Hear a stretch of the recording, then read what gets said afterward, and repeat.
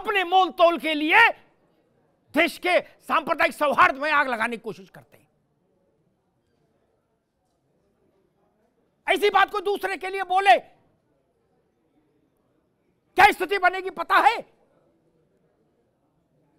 और अपने धर्म में सुधार के लिए कभी आगे आए होते तो भी चलो मैं हार फूल पहनाता कि भाई जो हमारे धर्म में जो रूढ़ियां हैं हम उनके खिलाफ खड़े हो रहे हैं, चलो, तब भी मैं इनका स्वागत करता, अलवी का और सबका।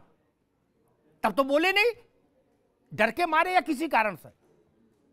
और एक बात कहता हूं, बात कड़वी लगेगी लेकिन कहूंगा जरूर, महाराज महंत जी भी बैठे। पर भारत को अपना परसेप्शन ठीक करना होगा। राजनेताओं की बात जितना कम भारत सुनेगा उतना उसका परसेप्शन ठीक बनेगा। जितना राजनेताओं को सुनेगा उतना भ्रमित हो जाएगा।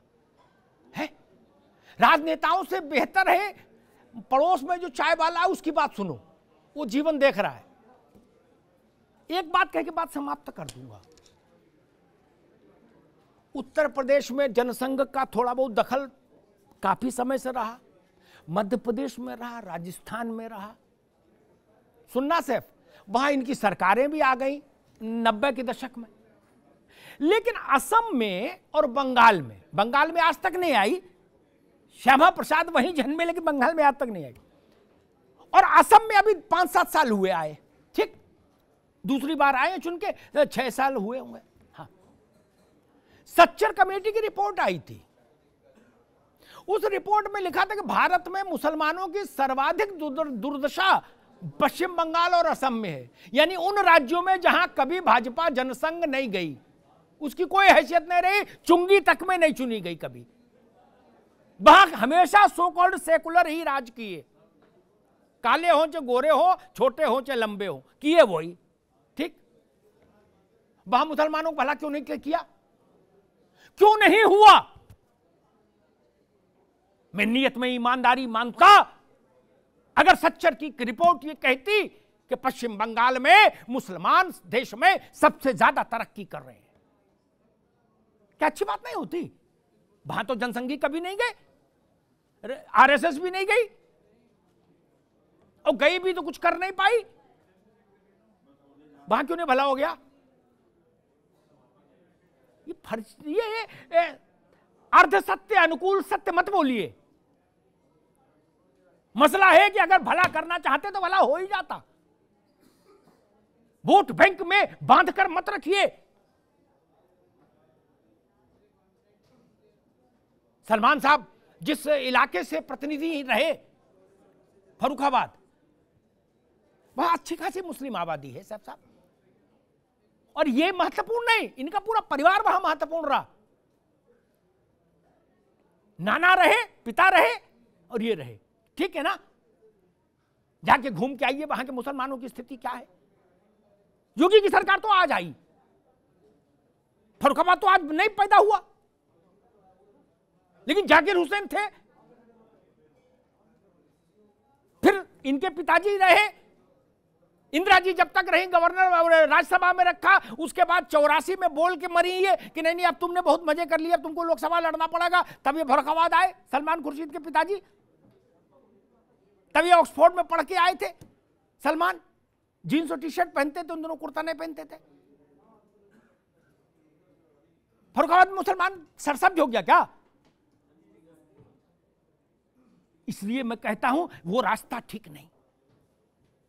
और लाख टके की बात मैं हाथ जोड़कर विनती करता हूं, भूख, भय, पढ़ाई, शिक्षा, बुनियादी ढांचा, इन सब पर बोलिए ना, लेकिन इन सब पर बोलने के लिए पढ़ना लिखना पड़ेगा। गाल बजाते हुए अगर सबसे सरलता से किसी पर बोला जा सकता है तो धर्म है। और धर्म में भी जिसमें न्यूनतम जोखिम बोल के निकल जाने में, वो इस देश का जो मूल धर्म है, वो चाहे यहां खड़े होगे बोल दो, सुर्खी की सुर्खी में आ जाओगे और जलवा की जलवा रहेगा। बाकी तो कार्टून भी बन जाए तो अखिल ब्रह्मांड में जान की हिफाजत करना मुश्किल हो जाता है। एक व्यक्ति कार्टून बना दे गलती से, अखिल ब्रह्मांड में कोई माई का लाल उसको जीवन दान देने की स्थिति में नहीं खड़ा होता। मैं ये नहीं कहता वो रास्ता अच्छा हुआ है। लेकिन अब ऐसा भी मत करो कि उधर इतना डरो, इधर आते जाते मतलब चपत मार दो, ऐसा भी तो नहीं है। इतना सस्ता भी मत बनाइए। और एक आखिरी बात कहूंगा, महंत जी गवाह रहेंगे, इस देश में इस्लाम कांग्रेस और भाजपा के पैदा होने के बाद नहीं आया, ना अंग्रेजों के समय आया। कई शताब्दियां हो गई इसी देश में रह रहा है इस्लाम अच्छे से। और जिनको मुगालता था से भाई, वो पड़ोस में क्या स्थिति है जाके देख लें। मौलाना अब्दुल कलाम आजाद ने जामा मस्जिद की सीढ़ियों पर खड़ा होकर कहा था कि हम जिन्ना के साथ नहीं जाएंगे, हम हिंदुस्तान में रहेंगे, ये मादरे वतन है, यहां गांधी हैं। और हमको इस बात का संतोष है कि हमने उस वचन को निभाया है। हमने मतलब भारत ने निभाया। कलाम साहब राष्ट्रपति बने थे अटल बिहारी वाजपेयी के समय में, वाजपेयी की पसंदगी पर।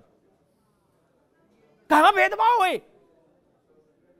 ऐसी राजनीति मत करिए जो भारत माता के दो आंखों में विभेद पैदा करे, दो हाथों में विभेद पैदा करे। मां को अक्षुण्ण रहने दीजिए, उसमें हिंदू भी है, मुसलमान भी है, सिख भी है, ईसाई भी है।